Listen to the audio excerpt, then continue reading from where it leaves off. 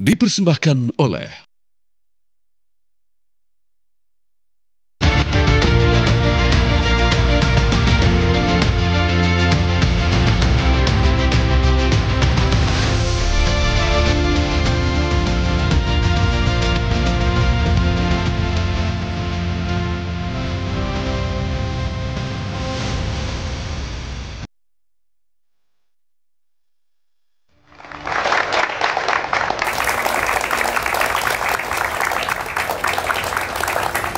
Selamat malam pemirsa, Oke Gas, terngiang mas ya, lagu Oke Gas yang merupakan lagu khas ketika kampanye dan akhirnya sekarang Presiden Prabowo Subianto dan juga Wakil Presiden Gibran Rakabuming Raka mereka sudah melantik jajaran menteri, wakil menteri, kepala badan. Hingga tadi pagi ada sekitar 7 utusan khusus presiden yang juga dilantik di istana. Secara jumlah kuantiti jauh lebih besar, bahkan kabarnya ini dalam sejarah Republik Indonesia ini merupakan kabinet terbesar dengan julukan Kabinet Merah Putih. Kabinet gemoy, ada juga yang bicara seperti itu. Intinya adalah kita lihat dengan jumlah yang begitu banyak di kursi menteri, apakah ini indikasi kemudian untuk akomodir partai politik atau justru memang untuk memperkuat negeri. Kita coba akan lihat nanti bagaimana kinerja paling tidak 100 hari pertama dari Kabinet Merah Putih. Tapi yang penting saat ini Kabinet Merah Putih sudah siap. Oke gas, kita akan bahas tuntas di catatan demokrasi bersama dengan sejumlah narasumber kami. Kami pun juga melibatkan nanti mahasiswa dari UPN Jakarta. Kami yakin mahasiswa sudah hafal kan nama-nama menteri. Apa namanya? Menteri, wakil menteri udah hafal sebagian. Karena secara total akumulasi kami itu ada 109 menteri, wakil menteri dan juga kepala badan. Tugasnya sekarang ngapalin nama menteri. Persis, apalagi secara nomenklatur banyak juga yang dipecah. Ada yang tadi kementerian hanya satu saja, tiba-tiba sekarang jadi 3. Kementerian Hukum, Kementerian HAM, Kementerian Imigrasi dan Pemasyarakatan. Contohnya salah satunya. Betul, kita coba akan bahas hal ini langsung bersama dengan sejumlah narasumber kami sudah hadir di meja catatan demokrasi. Kita sapa satu persatu, ada Bang Habibur Rahman, Wakil Ketua Umum Partai Gerindra. Selamat malam. Assalamualaikum. Assalamualaikum. Waalaikumsalam. Selamat juga Ketua Komisi saat ini, Ketua Komisi 3. Selamat Bang Habib. Dan yang satu ini juga ini agak panjang sekarang titelnya ya. Ini ada Mas Dede Prayudi, tenaga ahli utama Kantor Komunikasi Kepresidenan. Selamat malam. Selamat malam. Terima kasih udah diundang. Terima kasih. Catatannya masih banyak loh Maria. Gitu. Semoga nggak ada limitasi ya nanti pada saat berbicara ya. Dan juga sudah hadir bersama kami ada Prof. Hipnu Nugroho, Guru Besar FH Unsud Purwokerto. Assalamualaikum, selamat malam. Selamat malam. Assalamualaikum warahmatullahi wabarakatuh. Yang kami heran kok narasumber malam hari ini kompak, blazernya warna biru tua gitu ya. Ada Mas Adi Praitno, pengamat politik. Selamat malam Mas Adi Praitno. Malam. Assalamualaikum warahmatullahi wabarakatuh. Waalaikumsalam warahmatullahi wabarakatuh. Ini kebetulan blazernya sama warna dengan Mas Deduki. Mas Andrew, saya nggak ada jas lagi. Kemarin ada 5 warna dibawa semua. Menyembunyikan, kita janjian sebenarnya. Oh janjian. Kode keras nih kayaknya. Dan juga ada Bang Slamet Ginting, pengamat politik dari UNAS. Assalamualaikum, selamat malam Bang Slamet Ginting. Selamat malam. Assalamualaikum warahmatullahi wabarakatuh. Waalaikumsalam warahmatullahi wabarakatuh. Kita langsung ke Bang Slamet Ginting. Ada yang mengatakan ini betul-betul PR yang luar biasa karena target dari pemerintahan Prabowo Gibran dalam 100 hari ke depan ini ditunggu-tunggu oleh publik. Dengan sudah dilantiknya para menteri, wakil menteri, kepala badan, sampai ada istilah utusan khusus presiden. Menurut Bang Slamet, apakah efektif secara kuantiti, secara postur kementerian? Ya, tentu saja publik ingin melihat transformasi di pemerintahan baru Prabowo Subianto. Utamanya tentunya melihat misalnya hal-hal yang harus diperbaiki dari pemerintahan Presiden Jokowi. Misalnya indeks prestasi, indeks korupsi, indeks demokrasi, dan juga kesulitan rakyat untuk mencari lapangan pekerjaan, kesulitan untuk biaya hidup sekarang. Nah itu mestinya menjadi konsentrasi yang menjadi prasyarat untuk membangun itu adalah kehadiran Second Kabinet. Second Kabinet itu tentunya juga kabinet yang mesti diisi oleh orang-orang dengan kemampuan teknis dan profesional di seluruh bidangnya tanpa terpengaruh oleh kalkulasi politik. Dan tadinya saya berpikir bahwa Presiden Prabowo akan mengadopsi cara dari Presiden Soeharto, di mana komposisinya sangat Second Kabinet. Orang-orang profesional ditaruh di bidangnya dan tokoh-tokoh politik memang diberikan tempat, tapi tidak sebanyak itu, sehingga sangat efektif. Apalagi Prabowo dengan background militer tentu memahami birokrasi militer itu kecil, efektif, bahkan sebagai orang pasukan khusus sangat spesial, sehingga sangat memudahkan untuk pelaksanaan tugas, keberhasilan tugas. Dengan banyaknya komposisi, terutama tadi yang Anda bukakan misalnya staf khusus presiden, utusan khusus presiden. Menurut saya komposisinya itu justru sebenarnya bisa dialokasikan misalnya bidang kepemudaan. Kenapa bukan di Kementerian Kepemudaan dan Olahraga? Kemudian utusan agama, kenapa juga tidak di bawah Kementerian Agama? Ini supaya birokrasinya tidak gemoy dan itu membuat tidak efektif. Karena kalau tidak efektif juga, maka dalam pengambilan keputusannya sehingga banyak kepentingan banyak yang harus diakomodasi dari kepentingan partai politik. Katanya partai politik siap apapun yang akan dipilih oleh Presiden Prabowo karena ini hak prerogatif presiden. Karena itu seharusnya antara ucapan dan juga tindakan harusnya selaras begitu. Jadi jangan kemudian kami terserah hak prerogatif presiden diberikan posisi menteri atau tidak, tapi jangan kemudian kasak kusuk di belakang.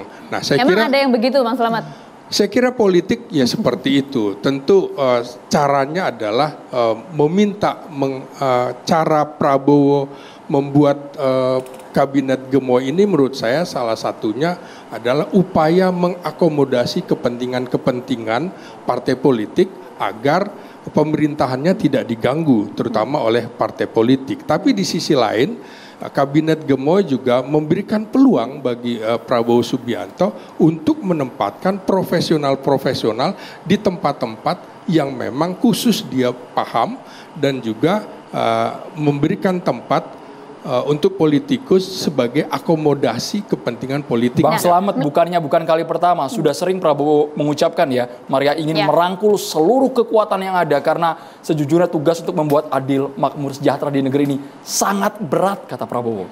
Ya betul, saya kira ini ciri khasnya Prabowo ingin merangkul. Tapi kan di dalam politik juga bukan semata-mata merangkul, dia juga harus mampu memimpin orkestrasi politik antara tokoh-tokoh yang memang dinilai layak sebagai second kabinet dan juga tokoh-tokoh politik. Nah, bagaimana Prabowo mampu mengorkestrasi, inilah yang sedang ditunggu-tunggu. Apakah kemudian upaya melakukan penggemukan kabinet, karena ini kalau kita lihat di era Dwi Kora II, ini adalah pada saat menjelang jatuhnya Presiden Soekarno, itu kabinet 100 menteri adalah kabinet di mana beliau gamang. Maka jangan heran juga ketika para pengamat atau ilmuwan politik juga mengatakan Pak Prabowo juga sedang gamang, terutama dengan kemungkinan tuntutan-tuntutan partai-partai pendukungnya, tuntutan yang tiba-tiba ingin bergabung dalam pemerintahannya. Nah, ini harus dibuktikan nanti bahwa Prabowo harus bisa membuktikan bahwa dia bertujuan untuk merangkul sebanyak-banyaknya untuk persatuan nasional. Oke. Ya. Sampai di sana dulu, saya langsung mau ke Mas Uki kalau gitu. Mas, betulkah kemudian pada saat untuk menentukan kabinet merah putih ini Prabowo dalam posisi yang gamang gitu untuk mengakomodir besarnya jumlah partai politik di koalisi ya? Ya, pertama-tama saya harus berterima kasih dulu ya kepada Prof. Slamet ya, yang sudah menyampaikan apa yang menjadi concern beliau atau mungkin concern publik pada umumnya ya, dalam kaitannya dengan postur kabinet yang kita punyai hari ini. Tapi begini, ini bukan kabinet gamang ya. Jadi begini, saya harus membuka dulu dari perjalanannya. Undang-Undang Kementerian tahun 2008 saat itu ya mengatakan bahwa bidang pembangunan yang harus dihandle oleh pemerintah, handle dalam tanda kutip ya, itu adalah sebanyak 46 bidang pembangunan. Namun saat itu jumlah kementerian itu dibatasi oleh undang-undang sebanyak 34 kementerian ya. Alhasil apa yang terjadi? Alhasil banyak kementerian-kementerian yang dimana itu satu kementerian itu membidangi lebih dari satu bidang pembangunan. Contoh misalnya ya, Kementerian PUPR ya, pekerjaan umum dan perumahan rakyat ya. Karena saat itu pemerintah sedang fokus kepada pembangunan infrastruktur, maka yang namanya sektor pembangunan perumahan rakyat ini harus rela mengorbankan dirinya, ya. Atau kemudian adalah Kemendikbud, ya, Kementerian Pendidikan dan Kebudayaan. Karena fokus atensi publik saat itu pada pendidikan, ya, maka sektor pembangunan yang namanya kebudayaan ini harus rela mengorbankan dirinya. Padahal kalau kita merujuk kepada Undang-Undang Pemajuan Kebudayaan tahun 2017, sektor pembangunan yang namanya kebudayaan ini bertanggung jawab atas pembentukan karakter bangsa. Kalau diberikan tanggung jawab sebesar itu, namun hanya dipimpin oleh seorang dirjen, rasanya ini besar tanggung jawab daripada kewenangan. Tapi kan kalau gitu, kita lihat filosofinya kan memang untuk memperingkas birokrasi, Mas. Sebentar. Maka kemudian yang dilakukan oleh Presiden Prabowo dan Wakil Presiden Gibran Rakabuming Raka adalah memisahkan yang namanya tadi penggabungan penggabungan pekerjaan-pekerjaan yang tadinya ada di satu kementerian menjadi dua. Kalau sebelumnya kita mengenal jumlah kementerian yang sedikit, tapi urusan yang ditangani itu gemuk, sekarang enggak. Sekarang kita jumlah kementerian ya 41 menteri sektoral, 7 Menko, 5 badan ya. Kementerian sektor dengan badan kalau digabung itu 46 sesuai dengan bidang pembangunan. Ya, yang digariskan oleh undang-undang. Menko ini adalah urusannya coordinating atau mengkoordinir ya. Itu harapannya apa? Harapannya adalah begini. Kita itu 2045 pilihannya cuma dua, either or. Kalau enggak kita jadi negara maju, maka kita terjerembab di middle income trap. Kalau kita menggunakan cara-cara yang biasa aja, kita akan terjerembab di middle income trap. Kenapa? Karena syarat untuk menjadi negara, jadi tim kami di pemerintahan sudah menghitung. Kalau mau menjadi negara maju, GDP-nya sekian, maka per tahun itu setidaknya itu pertumbuhan kita harus 8%. Ya, kalau pertumbuhan 8%, sekarang kita kan di 5, sekian. Artinya kita harus mengejar nih, ya. Harus ada terobosan dan terobosan ini harus bernyali. Kalau bernyali harus keluar dari kebiasaan yang biasa-biasa aja. Dan ini artinya apa?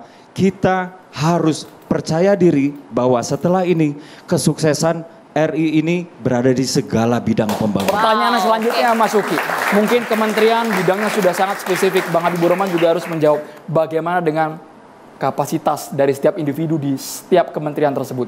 Apakah punya bensin yang penuh agar gaspol atau malah bensinnya sesat lagi Bang Habibur Rahman? Kita jeda dulu hanya di Catatan Demokrasi pemirsa.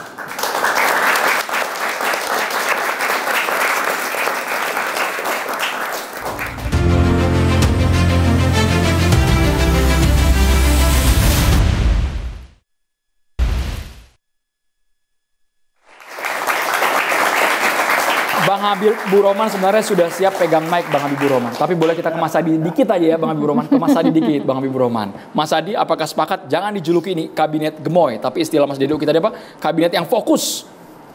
Ya saya kira begini, kita ini baru punya menteri yang relatif jumlahnya lebih banyak dari 2 periode sebelumnya. Dibandingkan dengan SBY dan Jokowi tentu ini adalah postur yang sebenarnya jauh lebih besar. Kalaupun toh agak mau ditarik ke belakang tentu waktu zamannya Soekarno itu lebih dari 120. Ini kan eksperimen politik. Nah per hari ini sebenarnya kita itu tak perlu lagi berdebat apakah ini posturnya gemuk atau posturnya kurus. Bagi saya yang paling penting adalah bagaimana problem-problem kebangsaan itu selesai. Tak ada lagi orang miskin, tak ada lagi orang susah, tak ada lagi biaya pendidikan itu mahal, tak ada lagi orang-orang kemudian untuk sehat itu menjadi mahal dan seterusnya. Tapi kan itu ukurnya butuh waktu lama, Mas. Karena begini, justru karena posturnya begitu gemuk, karena kalau saya membaca rata-rata secara umum, yang jadi menteri dan wakil menteri ini adalah orang-orang yang terbaik. Oke, bahwa ada kesan politik akomodasi itu tidak bisa dibantah. Bahwa ada ingin merangkul semua pihak itu tidak bisa dibantah. Tapi yang paling penting adalah pembuktian. Karena saya melihat bahwa orang yang jadi menteri dan wakil menteri ini adalah yang kalau kita lihat dari jauh mereka yang terbaik di partainya, di organisasi dan di kalangan profesional. Kalau kita cek satu persatu yang jadi menteri, mereka itu adalah ketua umum partai, wakil ketua umum partai, sekjen partai dan seterusnya. Ini adalah elit-elit kunci yang saya kira minimal sudah teruji di partainya. Artinya partai-partai yang saat ini terutama partai yang lolos ke parlemen, mereka kan sudah melakukan sebuah uji bagaimana mereka itu bisa menunjukkan satu kemampuan secara teknis dan politis. Begitupun misalnya kalau kita cek dari kalangan ormas, itu adalah 2 ormas besar, sekjen orang nomor 2 itu jadi menteri. Prof. Abdul Muhdi, kemudian Gus Ipul, saya kira orang-orang penting. Mic-nya lebih dekat boleh. Begitupun dengan kalangan-kalangan profesional. Kita bisa cek semuanya adalah orang yang terbaik. Yang ingin saya katakan adalah ketika koalisinya besar, ketika orang-orang terbaik di partai, di profesional, organisasi itu adalah yang terbaik yang didelegasikan untuk mengakselerasi semua visi misi dan janji Prabowo dan Gibran, maka untuk 4 tahun, 5 tahun ke depan tak ada lagi orang susah, tak ada lagi orang miskin, tak ada lagi persoalan-persoalan kebangsaan. Jadi pertaruhannya adalah bagaimana kinerja itu menjadi konkret dan nyata, Mas. Apalagi support sistem politiknya per hari ini ada kecenderungan semua partai politik itu mendukung sekalipun tidak menjadi bagian di parlemen. PDIP menyatakan mendukung sepenuhnya Prabowo, nggak tahu Gibran disebut atau tidak, mestinya disebut Gibran. Mendukung Prabowo dan Gibran sekalipun per hari ini tidak ada kadernya yang jadi menteri. Begitupun dengan Nasdem. Saya kira sebagai sebuah support politik ke depan, semua kebijakan politik Prabowo dan Gibran tidak akan ada resistensi, tidak akan ada penolakan, tidak akan ada orang yang kemudian protes. Oleh karena itu di tengah begitu banyak instrumen dan kekuatan politik berkumpul, diakumulasi oleh Prabowo, maka saatnya lah ke depan. Tak ada lagi cerita bahwa persoalan-persoalan yang kemudian belakangan ini sering kita dengar, itu tidak ada lagi terjadi di kita. Harapan terbesar kita minimal yang belum pernah dilakukan oleh 2 presiden sebelumnya adalah kemandirian pangan. Penting, Mas. Ini tentu untuk mensuplai bagaimana makan bergizi gratis itu bisa tuntas dan setuntas-tuntasnya. Kalau makan gizi gratis ini bisa berjalan dengan efektif, bisa bekerja dengan cepat. Saya termasuk yang meyakini akan terjadi siklus ekonomi yang bergerak di tingkat lokal. Bisa bayangkan ada 30-40 ribu titik makan gizi gratis di seluruh Indonesia. Setiap satu titik dapur itu butuh 5.000 orang atau sampai 20.000 orang. Itu kan secara tidak langsung kebutuhan dan gerak ekonomi kita itu akan mantap dan terorganisir dengan baik. Ini secara teori, ini keinginannya. Oleh karena itu ketika kita punya menteri, wakil menteri, dukungan politik yang berlimpah, disitulah saya ingin mengatakan. Jadi ke depan tak ada cerita menteri ini tidak bisa mewujudkan semua keinginan Prabowo dan Gibran. Kalau tidak sanggup, saatnya untuk diganti. Saya kira banyak orang baik di negara ini bisa bekerja cepat, bisa mewujudkan semua misi. Saya kira di situ aja Bang, perdebatannya. Ya, langsung Bang Habib, apakah kemudian kita bisa memastikan 109 nama yang kemarin dilantik oleh Pak Prabowo ini bisa mewujudkan cita-cita Pak Prabowo untuk kemudian membuat Indonesia adil, makmur, sejahtera, tidak ada orang susah, tidak ada orang miskin? Itu gampang dijawab, tapi yang penting perlu saya sampaikan dulu ya adalah bahwa apa yang dilakukan Pak Prabowo dengan dengan pemfokusan ini merupakan penyerapan dan implementasi dari yang namanya aspirasi publik. Kami saya 5 tahun di DPR, apa yang disampaikan dan diwujudkan sekarang, apa yang dievaluasi di dalam 5 tahun tersebut, misalnya terkait kementerian yang terlalu gemuk. Justru sebelum ini kementerian-kementerian terlalu gemuk. Kemenkumham, Kementerian Hukum dan HAM. Orang tuh lupa HAM-nya.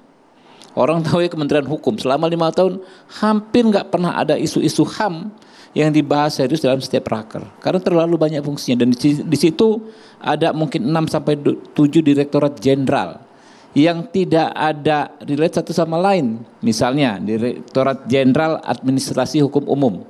Itu terkait pengesahan badan hukum, parpol, organisasi, PT dengan Direktorat Jenderal Pemasyarakatan. Jauh sekali itu. Direktorat Jenderal Peraturan Perundang-undangan dengan Direktorat Jenderal Imigrasi. Itu jauh sekali lagi. Apalagi Direktorat Jenderal HAM di ujung sana. Bahkan disebut pun jarang dalam setiap raker. Begitu juga Kementerian PUPR dan lain sebagainya. Karakteristik persoalannya kurang lebih sama. Itu menjadi perbincangan, menjadi keluhan, menjadi evaluasi dalam setiap raker-raker di DPR, ya. Nah, karenanya ketika keluhan tersebut diakomodir, ini bukan datang dari langit, tadi ada juga di acara yang lain mengatakan partisipasi publiknya gimana? Lah ini hasil dari penyerapan partisipasi publik selama 5 tahun lebih, ya kan? Nah, kalau kita bicara orang per orang ya sudah sangat paham kita bahwa itu adalah orang-orang yang matang di masing-masing bidang, orang yang punya pengalaman di bidang pengawasan. Kita sebut nama, misalnya Pak Yandri, ya. Beliau sangat paham tupoksinya di komisi di DPR selama ini. Karena kita kan di bidang pengawasan, kita tahu sekali sektor-sektor mana yang perlu diperbaiki. Begitu juga siapa lagi? Christina Aryani. Kemudian siapa? Roro. Ya kan ya, itu orang-orang yang ngerti sekali karena di bidang pengawasan mereka sangat kritis dalam membedah persoalan mitra-mitranya di DPR. Giring Ganesa, Bang. Giring Ganesa. Ya kan dia paham sekali gitu loh persoalan-persoalan di bidang yang diberikan tugas kepada dia. Sehingga ya saya hakul yakin orang-orang tersebut bukan sekedar pasang nama, ya kan ya, tapi orang yang punya kapasitas untuk mengemban tugas yang diberikan oleh Pak Prabowo. Jadi bukan semata akomodatif di awal saja kita lihat cek ombak yang kerjanya benar lanjut. Brother, kita ini cara berpikirnya harus kita tinggalkan cara berpikir yang terkotak-kotak. Ya kan ya, mengakomodir kita stigma sebagai cara berpikir yang jelek. Kita pertentangkan dengan cara berpikir kita ingin membangun kabinet yang kuat. Enggak begitu cara kita berbangsa dan bernegara. Ya. Dua-duanya bisa kita lakukan dengan tone yang positif. Mengakomodir itu bukan tone negatif kalau bagi kita bangsa Timur. Kita selalu mengakomodir dengan sesama anak bangsa, ya kan ya, merangkul dengan sesama anak bangsa. Itu bukan sesuatu yang negatif, tetapi dengan semangat profesionalisme, dengan semangat orang-orang yang ditempatkan itu adalah orang-orang yang berkualitas. Jadi kalau kita selalu mempertentangkan, ya, ini tidak boleh karena ini dianggap mengakomodir. Padahal tokoh-tokohnya yang orang-orangnya yang kita rekrut, yang kita tempatkan adalah orang-orang yang profesional, nggak akan jalan. Ya, nggak akan jalan kerja-kerja kita sebagai anak bangsa. Tapi kalau abang lihat secara personal karakter dari Presiden Prabowo Subianto, kalau ada yang memang kerjanya nggak becus, nggak sesuai dengan target, akan langsung tegas. Jadi gini. Kita juga jangan membangun ketakutan-ketakutan seperti itu. Bukan ketakutan sih Bang. Kita saling nakut-nakuti, saling ancam-mengancam. Yang seperti itu siapapun presidennya pasti tahu kok. Apakah Pak Prabowo, apakah presiden-presiden sebelumnya, kalau tidak perform kan tanggung jawab tertinggi ada di beliau. Presiden, ya. Hak beliau, hak prerogatif, itu aturan konstitusi. Jadi nggak perlu kita takut-takuti menteri kalau kerja nggak becus, sekian hari kamu pasti dipisah. Nggak perlu, dia udah tahu sendiri. Sudah tahu sendiri, ini bukan anak kecil lagi, Pak. Ini tokoh-tokoh ya yang punya karakteristik dan lain sebagainya ya, sudah paham tupoksinya, sudah paham resiko kerjanya, gitu loh. Oke, Prof, itu sepakatkah Anda, Prof, bahwa yang ditempatkan saat ini memang sudahlah orang-orang yang profesional di bidangnya dan ini bukan politik akomodatif? Iya, jadi begini, ini termasuk mahasiswa yang hadir di sini ya. Jadi kalau di kampus itu kan dulu ada namanya LKMM, Latihan Keterampilan Manajemen Mahasiswa. Nah, ini penting ini, harus ikut saudara. Masih ada Pak ya? Masih ada. Lah, dalam hal Pak Prabowo, Gibran, ini adalah bagian pilihan suatu gaya kepemimpinan. Gaya kepemimpinan yang adaptif, suportif, dan responsif. Sebab Pak Prabowo ini memang lama di militer, tapi juga punya politik. Perpaduan inilah yang saya kira menjadikan suatu politik sekarang kabinet dalam arti penting tafsir gemuk boleh. Tafsir yang lain spesifik, fokus bisa. Tergantung pilihan yang mana. Kalau menurut saya itu adalah pilihan fokus dari suatu kementerian. Karena apa? Contoh bidang hukum. Bidang hukum sekarang sudah dipisah. Hukum, kemudian imigrasi, kemudian terkait dengan HAM kaitannya dengan LP. Ini suatu yang sejak dulu masalah hukum itu juga problem menghendaki tuntutan zaman. Contoh sekarang misalkan, kapan undang-undang perampasan aset hadir? Kapan undang-undang pembuktian terbalik hadir? Ini harus difasilitasi. LP demikian juga. Sejak dulu namanya LP itu adalah over capacity. Salahnya di mana? Apakah karena kita salahnya itu terus memidana orang? Apakah tidak ada alternatif? Sekarang sudah ada alternatif restoratif justice. Ini saya kira suatu terobosan-terobosan baru. Jadi jangan sampai negara itu menjadi beban. 300% loh Mas. Jadi kalau orang Jawa kayak gesek, rempeyek itu, tidur sambil berdiri. Kan ngeri sekali. Lah, ini solusi, ini sudah tidak berkemanusiaan. Oleh karena itu menteri yang sekarang ini kalau nggak Pak Yusril kemudian wamennya harus bisa membuat suatu analisis terobosan baru. Apakah ada alternatif lain? Kalau enggak, jalan di tempat. Ini suatu kondisi yang terus menerus dari presiden ke presiden tidak ada suatu penyelesaian. Kemarin ada langkah tentang pembinaan di luar, bagus. Walaupun sekarang sudah ada LP terbuka. LP terbuka itu tidak usah dijalani tapi di luar. Kemudian sekarang ada percepatan, misalkan sekarang 70% itu kalau di LP itu kan narkotik. Bagaimana penyelesaian yang ada? Yang menarik, kalau saya kabinet sekarang sebagai orang hukum adalah ketegasan presiden tegas, penindakan dan keras. Ini yang belum muncul. Karena kalau kita lihat tren korupsi sekarang itu masih begitu-begitu. Keras ini dalam arti seperti apa Prof ya? Keras maksudnya Keras apa, Prof? ini memang suatu pilihan. Tujuan hukum itu bisa retributif, bisa rehabilitatif. Sekarang pertanyaan kapan yang retributif pembalasan? Ya dibalas. Misalkan kasus korupsi. Sekarang kan stagnan. Bahkan kita drop angkanya. Lah ini harus keras. Tegas dan keras. Lah tampaknya kok semakin turun. Dari situasi ini seperti yang tidak menguntungkan sehingga seolah-olah kalah negara dalam menangani masalah korupsi. Apakah ini karena penegak hukumnya, apakah karena aturannya, ataukah karena budayanya? Ini saya kira yang harus dipecahkan. Sehingga ke depan itu aspek hukum menjadikan tolak ukur dalam penindakan-penindakan profesi kliennya. Baik. Menarik. Mas Adi tadi sangat optimis, Mas Adi Praitno, sangat optimis bahwa kalau memang targetnya tercapai, perform patut kita apresiasi. Tapi kalau sebaliknya Mas, karena banyak juga pernyataan dari Menteri tadi yang ketika diwawancara wartawan, kantornya masih belum tahu kemana. SDM-nya nanti diserap dari mana juga masih tanda tanya sampai sekarang. Ya saya kira memang persoalan restrukturisasi karena ada sejumlah kementerian yang kemudian dipecah dan ada penambahan sejumlah menteri terkait dengan program-program strategis tentu membutuhkan waktu yang tidak gampang untuk melakukan sinkronisasi.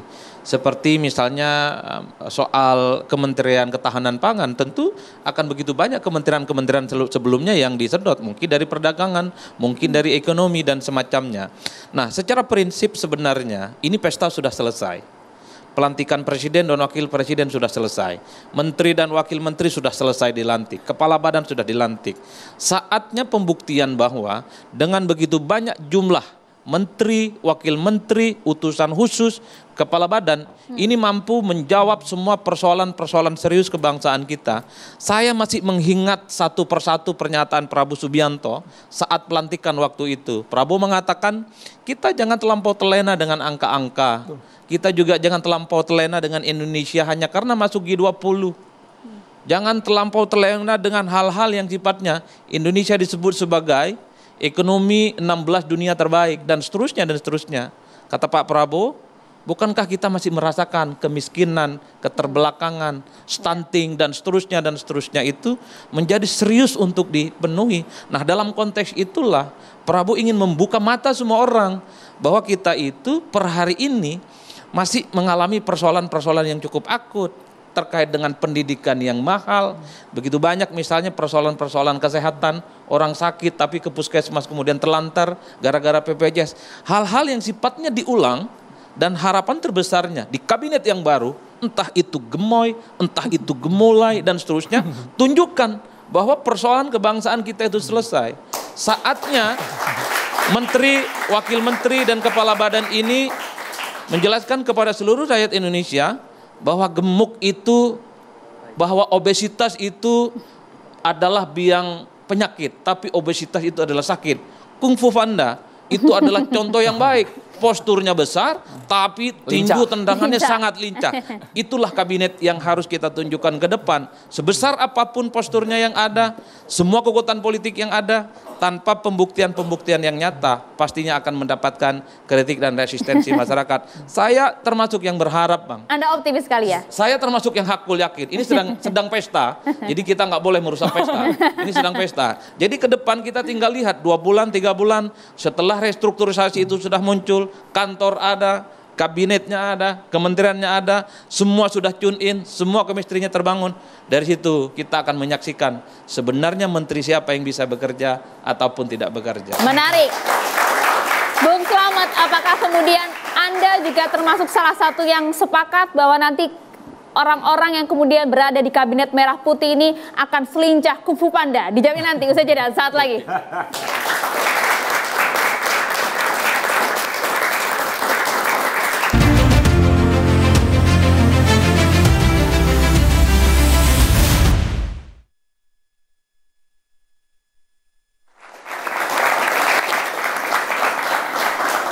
Iya, Bung Slamet Ginting, seberapa yakin kemudian Anda melihat nama-nama yang berada di jajaran Kabinet Merah Putih ini bisa selincah dan juga mengikuti gaya kepemimpinan dari Prabowo Subianto dengan cita-cita dan juga target yang begitu tinggi di 5 tahun pertama ini? Oke, kalau kita lihat salah satu tingkat kepercayaan terhadap lembaga itu paling tinggi adalah Presiden, yang kedua adalah TNI di atas 80%. Kebetulan Prabowo sekarang menjadi Presiden yang berasal dari TNI. Karena itulah menurut saya apakah kabinet Prabowo ini juga akan efektif, ini juga sangat tergantung pada dia bagaimana mengelola dinamika konflik yang ada di dalam kabinetnya. Nah, dia harus menjadi strong leader. Yang ditunggu-tunggu orang adalah gebrakan-gebrakannya itu, seperti pada saat pidato pertama sebagai presiden, ada gebrakan meja itu. Ini mengingatkan saya pada kehadiran Prabowo pada saat mengikuti konvensi Partai Golkar. Jadi semua pidato-pidatonya itu nyaris sama. Itulah yang ada di pikirannya. Karena itu kita sangat berharap dia mampu mengelola dinamika konflik yang ada, karena banyak kepentingan, karena banyak aspirasi juga yang harus dia tampung dan dia harus selesaikan itu. Nah, persoalannya lagi, bagaimana apakah orang-orang yang masuk dari dalam kabinet itu betul-betul orang yang kompeten atau tidak? Ini harus kita uji. Karena itu menurut saya di dalam 100 hari itu Prabowo jangan ragu-ragu, karena ini harus menjawab tantangannya. Apakah memang betul-betul Prabowo belum menunjukkan profil yang sesungguhnya sehingga kabinetnya begitu tambun? Apakah dia juga ingin membuktikan bahwa ini hanya sebuah strategi politik Prabowo kepada para pemilihnya, kepada para pendukungnya? Tinggal kemudian dia harus membuat target yang tinggi. Kalau tidak mampu memenuhi target itu, saya kira jangan ragu-ragu untuk memenggal kabinetnya. Istilah memenggal, Mas Di Uki. 100 hari pertama bahkan. 100 hari pertama? Ya, saya kira 100 hari pertama itu juga menjadi catatan. Tidak perlu menunggu 1 semester atau 2 semester.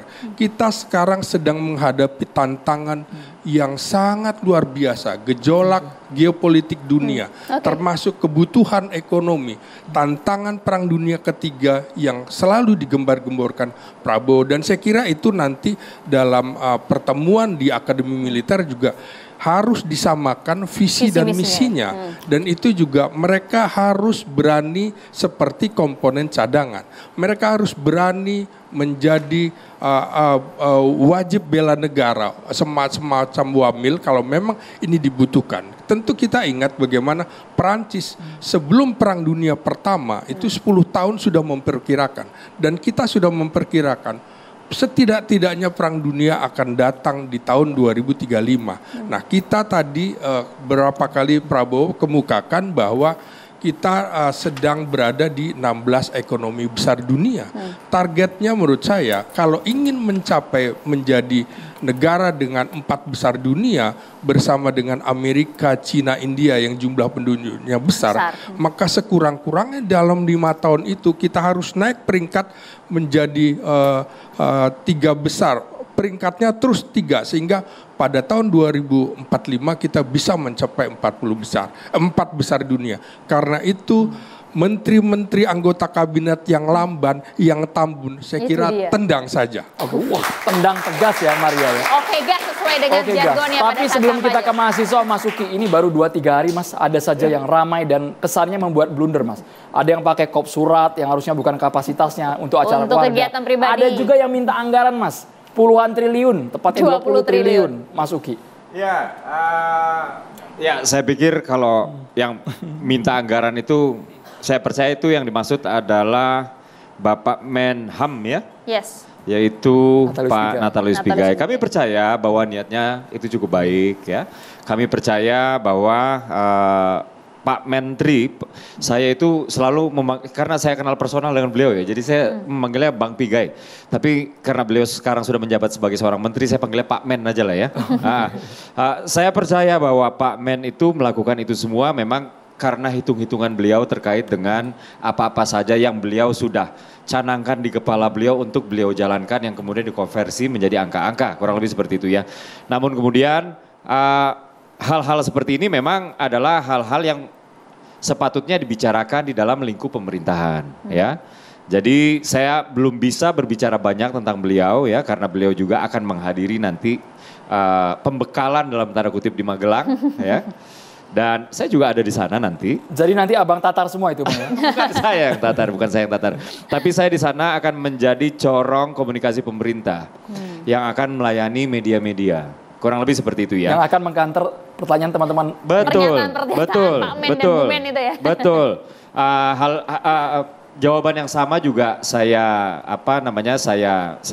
ucapkan juga untuk Pak Menteri yang tadi disebutkan sebelumnya yang soal Kopsurat. Jadi Pak Yandri. ya jadi untuk saat ini saya tidak ingin berkomentar banyak soal itu ya karena memang ini lembaga kami Kantor Komunikasi Kepresidenan memang masih belum berfungsi secara penuh dalam konteks mengkoordinasi komunikasi kementerian garis miring lembaga gitu ya. Saya akan tetapi ingin menjawab, ini saya jujur aja ya, ini karena prof-prof semua dan Al-Mukarrom, Mas Adi Prayitno ya, jadi yang menjadi concern itu saya catat semua loh dari tadi loh ya.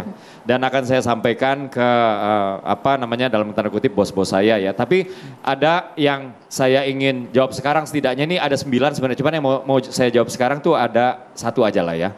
Terkait dengan pembuktian ya, saya pikir ini adalah pernyataan yang sangat fair sekali ya.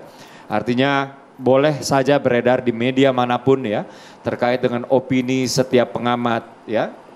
Setiap oposisi, setiap yang pro pemerintah baik itu meniupkan angin optimisme, meniupkan angin pesimisme. Silakan. Saya mencatat ya, yang meniupkan angin optimisme itu mengatakan begini biasanya. Karena kita belum bisa jawab, mari kita lihat karena Pak Prabowo, Presiden Prabowo ini mesti diberikan kesempatan untuk membuktikan. Biasanya optimis begitu ya. Atau yang pesimis biasanya mengatakan begini, karena ini nggak bisa terjawab sekarang, mereka melemparkan agitasi, mereka melemparkan ketidakpercayaan, mereka melemparkan sinisme atau apatisme lah. Dua-duanya sah-sah saja. Tapi saya lihat di sini, di forum ini, kalaupun ada sesuatu yang membutuhkan pembuktian, maka itu harus dijawab. Dan terkait dengan kabinet yang mahal atau tidak, misalnya ya. Tadi saya sudah katakan bahwa di sini nggak ada kementerian baru, ya. Untuk kawan-kawan mahasiswa juga, tolong disampaikan kepada teman-temannya ya, nggak ada kementerian baru. Yang ada kementerian lama itu kita pisah-pisahkan supaya ini terfokus. Karena yang namanya kebijakan, itu hulunya ada di political will dulu. Baru turun ke financial commitment, baru turun ke aspek teknokratik, baru turun ke aspek teknis. Nah, political will seorang menteri dengan seorang dirjen tentu levelnya berbeda. Inilah yang kita kejar sekarang. Kalau mahal apa enggak, kurang lebih ya memang akan ada perbedaan. Ya, akan ada perbedaan karena ya tadi aparatur sipil negaranya akan ada peningkatan-peningkatan yang tadinya eselon 2 kemudian naik menjadi eselon 1 karena political will-nya juga harus ditingkatkan begitu ya. Tapi ini pun nggak akan jauh kok ya. APBN kita itu 3.000 triliun lebih. Pertama ya. Yang kedua, apa yang sudah digariskan oleh APBN, kita itu nggak mungkin keluar dari koridor-koridornya. Nggak mungkin kita keluar kalau nggak bangkrut ini negara. Dan yang paling sedih kalau negara ini bangkrut selain rakyat ya pasti pemerintah dong. Ya pasti rakyat sedih dan menderita ya. Tapi satu hal yang pasti, kita nggak akan keluar dari apa yang sudah diketok palu APBN 2025 oleh kawan-kawan di DPR termasuk Bang Habibur Rahman ini. Oke, kurang lebih demikian. Kita pegang ya Mas Uki ya. Oke, kita fasilitasi dulu nih ya di para mahasiswa nanti yang mengikuti jejak Mas Uki juga nanti ya. Silakan monggo. Oke. Terima kasih sebelumnya. Perkenalkan saya Revo Linggar Vandito dari Ilmu Politik. Pertanyaan saya fokus ke Mas Uki ya. Siap. Di dalam perspektif komparatif politik, atau politik perbandingan itu biasanya kita membandingkan kebijakan negara yang kurang lebih memiliki struktur yang mirip. Nah, dalam hal ini saya melihat ada dua negara, Amerika Serikat dan India, yang mana keduanya ini memiliki perbedaan. Yang mana Amerika Serikat itu cenderung memiliki kabinet yang ramping, sedangkan India memiliki kabinet yang lebih dari 50. Nah, pertanyaan saya kira-kira apa yang membuat Indonesia, dalam hal ini kan berarti Indonesia masuk ke dalam kabinet yang cenderung gemuk ya. Artinya apa yang membuat kita bisa mengikuti India dan apa yang menyebabkan kita mengikuti India dibandingkan dengan Amerika Serikat. Terus yang kedua, saya ingin sedikit diyakinkan, karena kalau misalnya kita melihat memang kabinet yang ada itu kan cenderung dia terdiri dari elit-elit partai politik, yang mana kalau misalnya dari rezim yang sebelum-sebelumnya elit-elit partai politik cenderung ada yang terkena atau terjerat kasus korupsi. Nah, apa kira-kira yang bisa membedakan kabinet Prabowo Gibran ini bisa anti korupsi? Saya mohon Mas Uki untuk meyakinkan saya sebagai bagian dari perwakilan mahasiswa di sini. Oke. Terima kasih. Satu lagi perempuan ya. Satu lagi perempuan silakan. kita akomodir. Ada lagi yang ingin bertanya, mau laki-laki mau perempuan? Oh, laki-laki lagi, silakan. Oke, boleh silakan. Ke Bang Habibur Rahman juga boleh. Pak Habibur Rahman. Sebelumnya perkenalkan, nama saya Pramadito Rasendia Dwi Tama dari UPN Veteran Jakarta. Saya pengen kasih pertanyaan dari diskusi tadi. Sebelumnya kan tadi kan ada diskusi yang dimana tuh ada pemisahan antara Kementerian Pendidikan dan Kebudayaan yang dipecah jadi Kementerian Pendidikan dan Kebudayaan. Sebelumnya tuh ada kajiannya nggak sih atau risetnya kenapa pemisahan itu tuh bisa dianggap jadi langkah yang efektif gitu bagi kabinet Merah Putih ini gitu.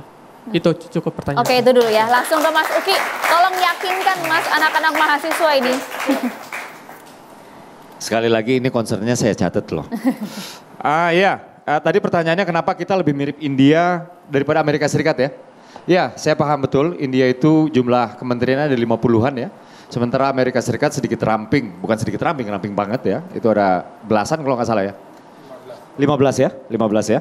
Begini, kalau kita mengaca kepada konteks Amerika Serikat ya, kita juga harus paham bahwa urusan-urusan pembangunan, sektor-sektor pembangunan itu sudah banyak dihandle oleh pemerintah dari negara bagian. Karena mereka adalah federal state, sehingga pemerintah pusat itu memang tugas-tugasnya tidak sekompleks apa yang kita miliki sebagai pemerintah pusat di Indonesia. Ya, itulah kalau misalnya konteks Amerika. Ya, jadi sekali lagi memang sistemnya berbeda. Saya sepakat tadi Mas ya, Amerika Serikat ini dia kalau seperti kita, dia namanya bukan Amerika Serikat, tapi NKA, Negara Kesatuan Amerika, kayak kita NKRI, misalnya seperti itu ya. Nah, kita kan bukan negara serikat, sehingga masih banyak sekali urusan-urusan itu dihandle oleh pemerintah pusat ya. Nah, kalau kita berkaca kepada India, India memang kalau misal kita jadikan contoh sekilas, itu tidak seperti atau setampan atau secantik Amerika Serikat yang sudah menjadi negara maju atau demokrasinya lebih mapan, kurang lebih seperti itu ya. Tapi begini, di India itu pertama, mereka juga menganut sistem yang kurang lebih mirip daripada kita dibandingkan dengan yang di Amerika Serikat yang sangat federalistik. Ya. Yang kedua, India itu memiliki jumlah menteri kalau nggak salah saya itu 52 atau 53 ya. Tapi yang harus diingat kementeriannya juga efektif loh. Pertumbuhan ekonomi di India itu 7,7%. Jadi kalau misalnya kita mau berkaca, ditanya kenapa kita ngikutin India? Kita sebenarnya nggak ngikutin India, tapi bukan sebuah kebetulan loh. Kalau ada kemiripan antara Indonesia dengan India dalam jumlah hal menteri, ya, juga ada kemiripan dengan pertumbuhan ekonomi yang 7,7%. Dan kita mengincar 8% sesegera mungkin.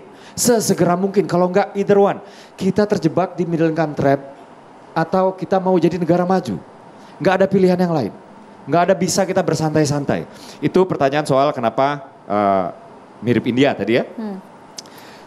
Pertanyaan kedua adalah kenapa banyak elit politik. Jadi sebenarnya kayak begini, kalau misalnya kita betul-betul mapping ya. Di sini sebenarnya kader parpol gitu ya, itu di bawah 50% ya. Pernah saya baca media itu 36% kalau nggak salah ya. Tapi saya sendiri belum pernah menghitung. Tapi ini pun juga adalah sebuah paradigma yang saya pikir kita harus geser lah ya. Nggak semua kader-kader politik ya, kader parpol gitu ya, itu tidak memiliki kompetensi. Atau sebaliknya ya, nggak semua yang mereka berada di jalur profesional itu memiliki kompetensi yang dibutuhkan oleh kementerian-kementerian. Jadi mendikotomikan unsur parpol dengan unsur profesional itu saya pikir akan membawa kita kepada sebuah kesimpulan yang tidak akurat. Kurang lebih seperti itu ya. Di parpol itu banyak sekali kok orang-orang yang profesional. Saya ambil contoh saya sendiri atau Bang Habibur Rahman lah. Bang Habibur Rahman ini seorang dokter loh. Gitu ya. Atau saya sendiri, saya sebelum ke politik itu kerja di UN, United Nations ya. Saya ke politik karena saya percaya bahwa dengan saya masuk ke politik, maka apa yang menjadi cita-cita saya terkait dengan kebangsaan itu bisa berdampak kepada orang banyak karena jalurnya itu kebijakan. Karena di politik kita punya ruang yang luas untuk membuat kebijakan. Jadi kawan-kawan mahasiswa juga jangan pesimis sama yang namanya aktor-aktor politik. Sampaikan ya. semua di panggung catatan demokrasi ya. Iya betul. Bang Habibur Rahman, jangan pesimis. Bang Habibur Rahman ditanggapi Bang, apakah kajiannya sudah matang tadi Bang? Kementerian dipecah-pecah itu Bang? Bukan sekedar kajian, ya, tapi ini merupakan serapan dari aspirasi masyarakat dan memang kesimpulan dari proses dialektika yang panjang ya selama 5 tahun terakhir. Saya di komisi-komisi di DPR hal ini terus bunyi, terus disampaikan. Bukan hanya Kementerian Pendidikan dan Kebudayaan, ya di Kementerian Hukum dan HAM yang 1 jadi 3, di Kementerian PUPR itu kan memang sudah jadi wacana sejak lama. Jadi kalau dipertanyakan apakah ada kajian, apakah itu menyerap ada keterlibatan partisipasi publik, bukan sekedar 2 hal itu lagi, bahkan jauh lebih mendalam sehingga memang oleh Pak Prabowo diputuskan demikian dengan menggunakan yang namanya hak prerogatif beliau. Lagi-lagi itu dia catatannya sebetulnya ya. Kalau kita bicara hak prerogatif sebetulnya kita nggak bicara lagi partisipasi publik, nggak bicara seharusnya ya. Kalau mau konsekuen ya, nggak bicara lagi soal prosesnya seperti apa. Tetapi dalam konteks ini dua-duanya dipenuhi. Ya, partisipasi publik, proses pengkajian dan penganalisaan dan dialektika yang demikian panjang. Enggak hanya sekedar studi singkat dan lain sebagainya. Ini dialektika yang sangat panjang selama 5 tahun terakhir, bahkan mungkin sejak masa-masa kita tarik sebelumnya. Boleh Bang Habibur Rahman ke bidang abang hukum dan HAM. Kenapa Kemenkumham? Apakah sebelumnya ada persoalan rumit yang belum terurai sehingga sekarang dipecah jadi 3 Bang? Iya, Anda bayangkan ya, Kemenkumham seorang menteri ya membawahi mungkin 6 sampai 7 direktorat jenderal yang tupoksinya sangat berbeda ekstrim satu sama lain ya. Apa kaitannya tadi misalnya AHU, Dirjen Administrasi Hukum Umum dengan pemasyarakatan? Apa nggak mumet kepala menterinya? Mikirin yang dia mesti multitasking sangat ya, memikirkan 7 hal yang berbeda. Padahal semuanya urgen. Ya, misalnya pemasyarakatan. Bagaimana kita mengatasi over capacity? Ya, setiap saya kunker itu setidaknya over capacity itu 300%. Di semua lembaga pemasyarakatan, itu bagaimana mengurai benang yang sekusut itu.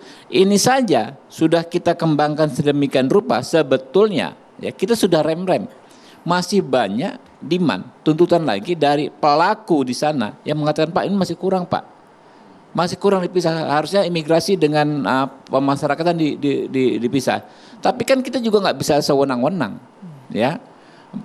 Kita sebagai orang yang memegang kekuasaan, kita tuh harus mengambil kebijakan dengan berbagai perspektif. Karena melihatnya dari atas, yang nggak gampang ya. Kita memilih harus dari sudut ini, harus dari semua sudut itu enak dipandang gitu loh. Itulah yang dilakukan oleh Pak Prabowo. Jadi di Kumham tadi sudah sangat jelas, itu sudah benar-benar sangat urgen, Mbak. Karena semuanya urgen. Imigrasi apa yang kurang urgen? Imigrasi kita bingung sekali soal banyaknya WNA ya. Salah satu di antaranya di Bali yang semakin sulit terkendali, melakukan berbagai pelanggaran hukum dan lain sebagainya. Karena kontrolnya semakin rumit gitu kan ya. Apalagi misalnya tenaga kerja asing ilegal. Iya, tenaga kerja asing ilegal, macam-macam. Tantangannya besar sekali karena itu memang perlu difokuskan masing-masing bidang tersebut. Termasuk juga memfokuskan nanti bagaimanakah agar para menteri ini satu visi, satu misi dengan Presiden Prabowo, maka dari itu rencananya akan dibawa, ditatar di Gunung Tidar, Akmil, Magelang. Dijawabin nanti Bang, usai jeda, saat lagi Catatan Demokrasi.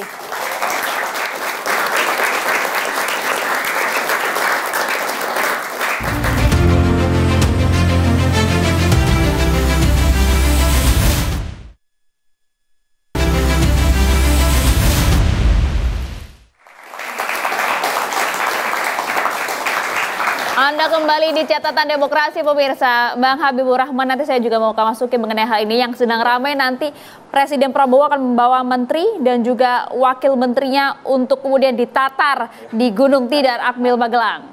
Ya, namanya refreshment kita semua perlu ya, apalagi ketika kita hendak menduduki jabatan yang baru. Tapi ada hal yang juga cukup urgent ya, disematkan ke para menteri ini. Sebagaimana juga kami kemarin selaku anggota DPR RI terpilih dari Partai Gerindra, kami juga masuk camp. Bukan apa-apa, yang disampaikan adalah situasi internasional yang memang saat ini sangat tidak menentu, ya. Dan waktu itu dihadirkan ya, yang memberikan materi adalah para ahli dari berbagai negara di seluruh dunia, termasuk Pak Prabowo sendiri.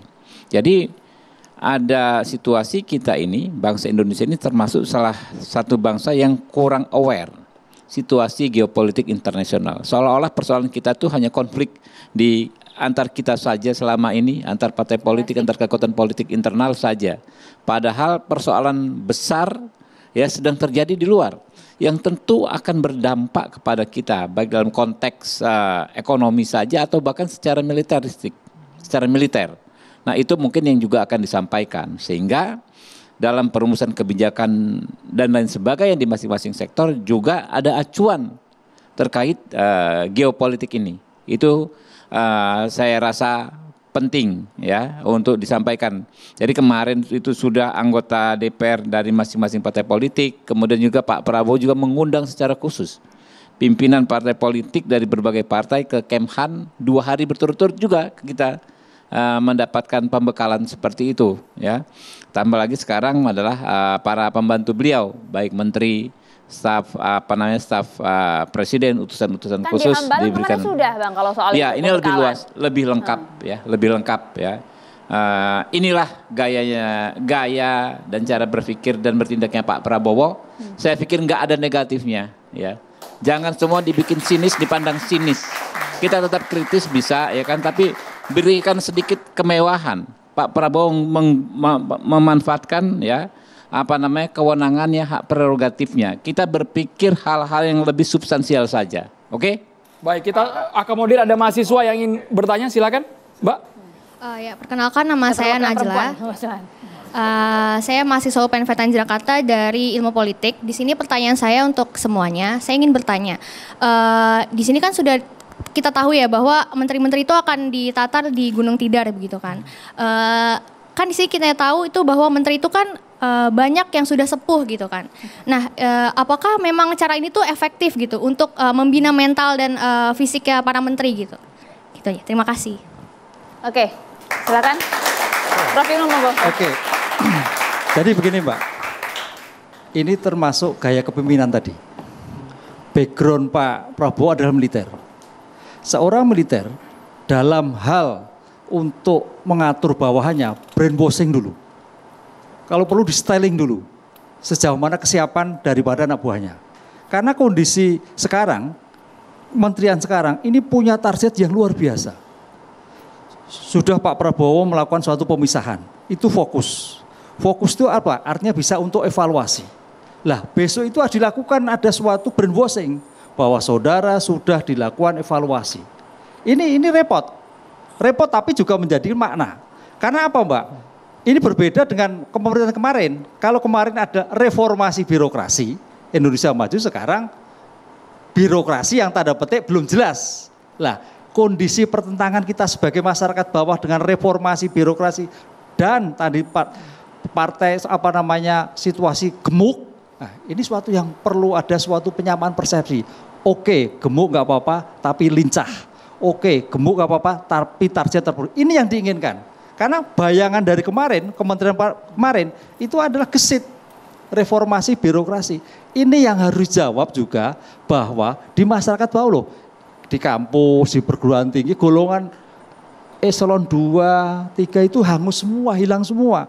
Orang berpikir pekerjaannya memang cepat, tapi menjadikan ada yang hilang. Lah sekarang kok malah di tingkat kementerian ada tambah menteri ABC dan sebagainya. Ini kan suatu kontradiktif. Lah kontradiktif yang ada di masyarakat inilah perlu dijawab oleh menteri-menteri yang sekarang ditunjuk oleh Pak Prabowo. Sehingga tidak terjadi suatu benturan. Ada juga pihak yang mengatakan jangan-jangan nanti tumpang tindih kerjanya. Nah, kalau demikian juga. Pecah-pecah.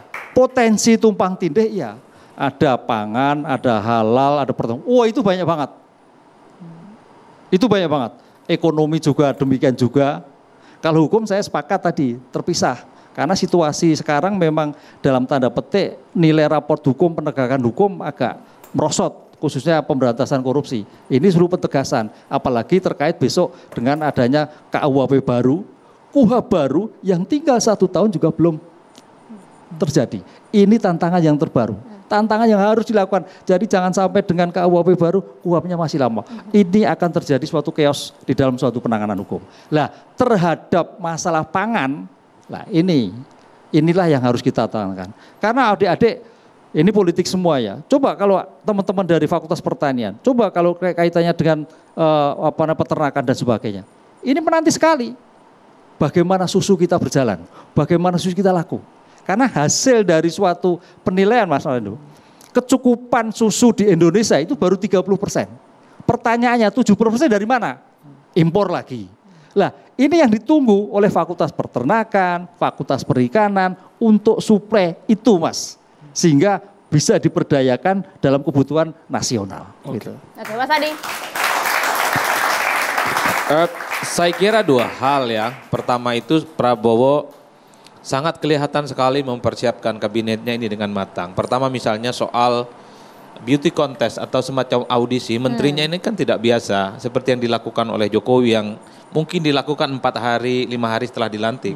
Prabowo justru seminggu sebelumnya sudah diumumkan minimal melalui beauty contest yang saya sebut audisi itu. Itu kan semacam soft launching sebenarnya. Ini adalah calon-calon menteri, wakil menteri dan kepala badan yang sangat mungkin akan menjadi menteri di kemudian hari di 5 tahun yang akan datang. Itu kan langkah pertama. Nggak cukup itu. Ada pelatihan 2 hari di Hambalang. Kalau melihat silabusnya, itu kelas internasional betul Pak. Itu menteri-menteri kalau dan wakil menteri yang rada-rada nggak ngerti bahasa Inggris agak repot itu untuk mencernanya. Itu sangat expert. Dan itu style Prabowo betul. Prabowo ini kan kelihatan sangat internasional. Jadi Prabowo itu sangat kelihatan bahwa persoalan kita memang banyak hal-hal yang perlu dibenahi tentang kemiskinan dan seterusnya. Tapi jangan pernah lagi menganggap Indonesia itu inferior dalam konteks internasional. Silabus yang kemudian dijelaskan 2 hari di Hambalang, bagi saya itu adalah perkenalan sebenarnya bagi menteri-menterinya bahwa menjadi menteri dan wakil menteri itu tidak hanya cukup bekerja, tidak hanya cukup bicara tentang Indonesia, tapi ke depan Indonesia itu bisa bicara banyak di kancah global. Kan itu yang sebenarnya. Kemudian yang terakhir itu di Bukit Tidar. Ini kan model kita kayak mahasiswa lah, kayak kayak semacam ospek, perkenalan, ada chemistry. Kan banyak menteri yang rada-rada nggak akur, misalnya Cak Imin dengan Gus Ipul misalnya kan. Dibikin satu tenda kan enak. Dan kita bisa nguping kira-kira apa obrolannya, kapan nih damai. Kan kira-kira begitu. Atau misalnya Mas Karding atau dengan Cak Imin dulu kan dianggap agak sedikit ada barrier yang cukup tegas misalnya. Kan itu bisa ditemukan satu sama yang lain. Padahal saya juga berharap kalau ada menteri PDIP, ada menteri kemudian dari Nasdem di situ, ada Gibran, satu tenda juga ngobrol bareng kan enak Pak. Itu sangat rekonsiliatif betul. Yang ingin saya katakan sangat efektif Pak. Karena saya kira jangan bayangkan adik-adik semua, elit itu jangan bayangkan solid. Per hari ini mereka itu solid, sulit. Bahasa Maduranya. Mereka itu satu sama yang lain. Efek residu pilpres itu belum sepenuhnya sirna. Jadi kemah-kemah semacam itu sebenarnya ini untuk mengamplifikasi supaya tak ada jarak apapun. Bahwa mereka ketika berkumpul jadi menteri, bahwa pikiran mereka itu adalah pikiran-pikiran sektarianisme itu dihilangkan. Ke depan mereka bekerja sesuai tupoksinya sebagai menteri. Menarik Pak Slamet, tidak selalu solid ya. Belum tentu solid sekarang.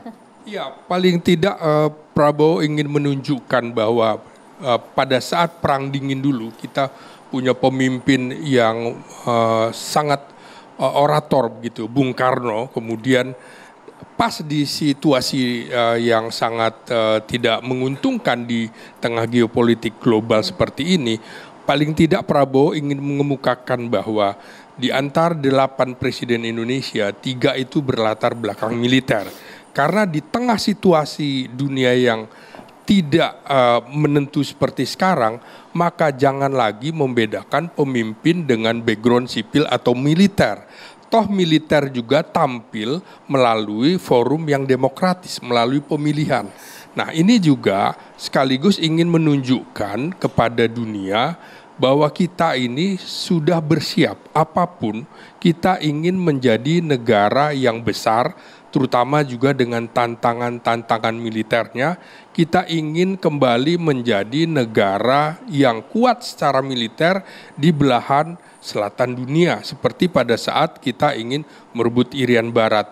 Ini kan pesan kepada dunia di saat kekuatan militer dunia sedang bergolak antara kubu Cina dengan kubu NATO misalnya, dan itu Indonesia ada di tengah-tengah. Jangan coba-coba ganggu kita. Kita politik luar negeri kita itu bebas aktif dan kita bisa berteman dengan siapapun di blok-blok itu. Sehingga dalam pertemuan di Akademi Militer saya kira juga ingin memberikan pesan pada menteri-menteri jangan lagi ada dikotomi sipil militer. Dan kita juga mungkin perlu membahas juga ada operasi militer selain perang dengan operasi militer perang. Di tengah situasi seperti ini juga harus ditata kembali. Ini perlu dikotomi enggak dengan situasi seperti ini? Karena perang itu tidak lagi diumumkan dengan pernyataan kami akan menyerang. Tapi dengan kondisi seperti sekarang bisa mengirim virus seperti COVID dan segala macam. Lewat nuklir, biologi, dan kimia, itu sudah ada penyerangan. Apalagi kita sedang mempersiapkan angkatan cyber. Dan itu perang itu tidak nyata, tapi bagaimana tentara kita atau tentara asing sudah berada di negara lain tanpa diketahui. Inilah barangkali menurut saya outbound menyamakan visi misi di antara para menteri, wakil menteri dan kepala lembaga setingkat menteri di Akademi Militer nanti. Menyiapkan kabinet merah putih akan dinamika geopolitik. Kami akan kembali saja saat lagi tetap bersama kami di Catatan Demokrasi.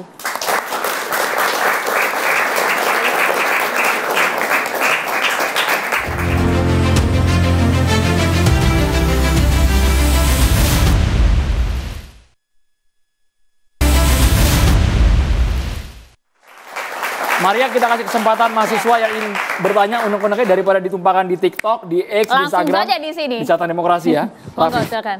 Baik, sebelumnya perkenalkan nama saya Rafif Lukmanul Aziz dari program studi ilmu politik UPN Veteran Jakarta. Saya izin mau nanya mungkin ke Pak Habibur Rahman, itu saya pengen mungkin masih terkena di hati saya, apakah boleh seorang mahasiswa memiliki jiwa pesimis terhadap pemerintahan atau kementerian yang gemuk sekarang? Apalagi kan kita mendengar statement Pak Prabowo kemarin itu bahwa harus saling merangkul, harus menjadi kesatuan yang kuat. Apakah itu wajar Pak Habibur Rahman? Terima kasih. Hidup mahasiswa. Ya mau pesimis mau optimis ya itu hak kalian ya. Cuma kan sudah disampaikan berulang kali tadi ya apa yang menjadi pertimbangan, apa yang menjadi dasar Pak Prabowo menggunakan hak prerogatifnya dengan cara seperti ini, dengan membentuk kabinet yang fokus ya. Tinggal dicerna saja bos ya. Tapi yang jelas yang akan mempertanggungjawabkannya nanti Pak Prabowo sendiri, karena itu ada di pundak beliau ya. Kita kadang-kadang bicara gampang soal hak prerogatif ya, tapi kita nggak paham maknanya seperti apa. Padahal pelaksana hak prerogatif itu juga Pak Prabowo sudah sangat mengakomodir berbagai masukan dan sudah sangat menyerap dan berbagai macam dinamika yang terjadi selama ini. Mungkin kita sebagai intelektual ya nggak bisa membatasi diri kita sekedar mau optimis mau pesimis. Boleh nggak boleh? Boleh, tentu saja boleh. Anda mau pesimis mau bunuh diri juga boleh gitu kan ya. Istilahnya begitu. Tapi dicerna saja apa yang disampaikan ini. Terima kasih. Oke. Prof. Ibnu. Jadi begini, kita harus berpikir positif. Karena semua itu bagian dari gaya kepemimpinan. Gaya demokrasi. Kemarin kan Pak Prabowo mengatakan demokrasi ala Indonesia. Kan begitu kan. Ini catatan tersendiri. Yang penting sekarang adalah bagaimana kita memberikan masukan. Ini masuki tadi. Bagaimana kita memberikan respon. Karena kita sebagai rakyat harus juga cerdas. Apakah programnya sudah Bapak dilakukan atau belum? Apakah sudah mensejahterakan rakyat belum? Karena kemarin kalau lihat kan semangatnya Pak Prabowo menggebrak-gebrak meja. Yang saya takutkan adalah para menterinya yang tidak seirama dengan presiden, yang tidak mampu mengikuti gaya kerja daripada presiden. Ini yang paling berat. Kan makanya mau dibawa ke Magelang, Prof. Iya, dibawa Magelang itulah salah satu cara. Coba kalau lihat stylenya, gaspolnya kan luar biasa Pak, luar biasa Mbak. Tapi begitu nanti pada implementasi di lapangan, apalagi variatif lagi menteri itu juga berbagai corak, berbagai ideologi harus satu sama. Karena goalnya adalah satu, bagaimana peningkatan kesejahteraan masyarakat. Begitu. Masuki. Ya, saya ingin membocorkan sedikit rahasia. Nggak rahasia, tapi cerita di belakang layar lah ya. Soal apa yang dilakukan Pak Presiden saat itu belum menjadi presiden ketika memanggil sejumlah calon menteri. Percakapannya apa sih kurang lebih gitu ya? Bocorin Mas malam ini Mas. Oke, siap. Jadi saat itu setiap calon menteri, calon wakil menteri, calon kepala badan dan calon wakil kepala badan ketika dipanggil oleh presiden terpilih, saat itu statusnya masih presiden terpilih ya, itu diyakinkan oleh beliau, kamu nggak boleh rampok uang rakyat, kamu nggak boleh ambil uang APBN ya, di luar konteks gaji. Kalimatnya persis gitu? Persis seperti itu. Dan kamu nggak boleh ambil keuntungan dari kewenangan kamu untuk kepentingan pribadi kamu. Itu ketika dipanggil ke Kartanegara. Kemudian diberikan pelatihan. Hambalang. Atau pembekalan lah, bukan pelatihan. Di Hambalang, di Kabupaten Bogor. Ya. Saat itu yang diberikan adalah capacity building. Atau perluasan wawasan. Terkait dengan beberapa hal, saya sebutkan 3 di sini. Yang pertama itu adalah wawasan ekonomi. Yang kedua adalah wawasan geopolitik. Tadi sudah disinggung oleh Bang Habib. Ya. Dan yang ketiga adalah wawasan tentang artificial intelligence. Apakah ini threats, ancaman, atau apakah ini peluang? Atau bagaimana menggunakan artificial intelligence sebagai bagian dari proses digitalisasi, sebagai bentuk transparansi untuk mencegah korupsi. Itu yang terjadi di Hambalang. Ya. Lalu yang ketiga akan dilakukan di Magelang, di Jawa Tengah. Dan ini Presiden Prabowo menginginkan orang-orang yang berada di kabinetnya, baik itu menteri, wakil menteri, kepala badan, wakil kepala badan, ya, untuk menanggalkan warnanya masing-masing, untuk menanggalkan status sosial ekonomi masing-masing, untuk menanggalkan profesinya masing-masing. Ada yang dari profesional, ada yang pengamat atau akademisi, ada yang politisi dan lain. Itu semuanya dilepas dan melebur bersatu padu menjadi bagian dari kabinet merah putih di bawah kepemimpinan Prabowo Subianto. Gitu. Dan setelah pembekalan di Magelang ini ya, bukan hanya mereka diharapkan untuk menjadi solid, mereka mengikis yang namanya sekat-sekat psikologis di antara para menteri. Mungkin sebelumnya ada hard feeling ya kan. Nah, ini supaya selesai semua saat itu ya. Tapi juga mereka diharapkan betul-betul bisa merasakan menjadi rakyat biasa yang nggak punya atribusi sebagai katakanlah ini pengusaha A, ini pejabat partai B, ini dan lain-lain. Mereka tidur di tenda semua. Ya, saya besok pagi jam 5 berangkat ke Magelang, ya, dan saya di sana bukan sebagai partisipan atau peserta, tapi saya akan hadir di sana sebagai orang yang melayani media. Dan saya di situ sempat bercanda sama teman saya. Besok saya bisa ngetawain menteri-menteri ini. Kalian tidurnya nggak semewah saya tidur di kasur di kamar. Kalian tidurnya di tenda-tenda. Kurang lebih seperti itulah yang ingin dilakukan oleh Presiden Prabowo. Ada pelatihan fisik juga nggak? Nggak di sana? nggak ada. Jadi di sana kalau Akmil kan bayangannya. nggak ada. Di sana fokusnya adalah kedisiplinan, ya, kemudian teamwork. Tapi yang jelas setelah dari sana, Kabinet Merah Putih satu visi, siap langsung aksi. Dan seperti ini juga Mas Uki, rakyat juga ingin segera janjinya diwujudkan, ingin merasakan program-program nyata dari Prabowo. Mas Adi Praitno. Ya. Singkat Mas. Dua hal ya, dalam budaya demokrasi, sikap optimis itu menjadi penting. Percaya pada presiden, percaya pada menteri, dan lembaga-lembaga itu adalah menjadi esensi bagaimana stabilitas demokrasi kita tumbuh. Ada satu ungkapan dalam tradisi Arab yang disebut dengan at-tafa'ul asasun najah. Jadi optimisme itu adalah kunci kesuksesan, bukan hanya untuk pribadi tapi untuk bangsa. Jadi mahasiswa, lihatlah per hari ini di tengah pesta, kita punya presiden di seluruh Indonesia, kita bisa menyaksikan pelantikan presiden, menteri, wakil menteri, kepala staf, kita harus optimis bahwa mereka ini bisa bekerja untuk bangsa dan negara. Tapi ingat, kalau beberapa bulan ke depan tidak sesuai dengan janjinya, tidak sesuai dengan visi misinya, mari kita kritik dan koreksi bersama-sama. Tentu untuk kepentingan bangsa dan negara. Singkat saja. Karena mahasiswa ilmu politik tentu teman-teman punya memahami tentang beberapa paradigma ilmu sosial.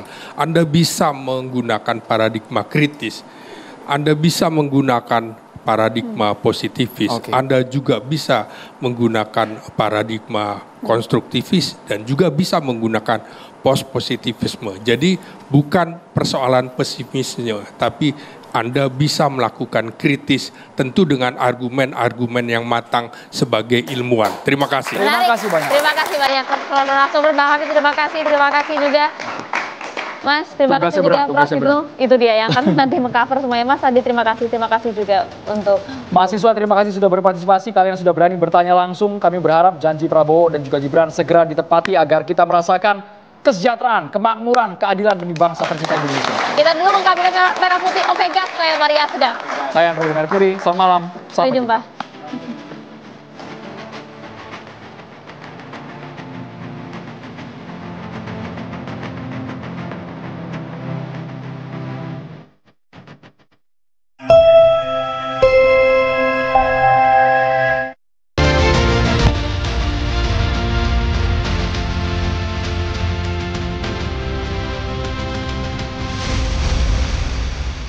Dipersembahkan oleh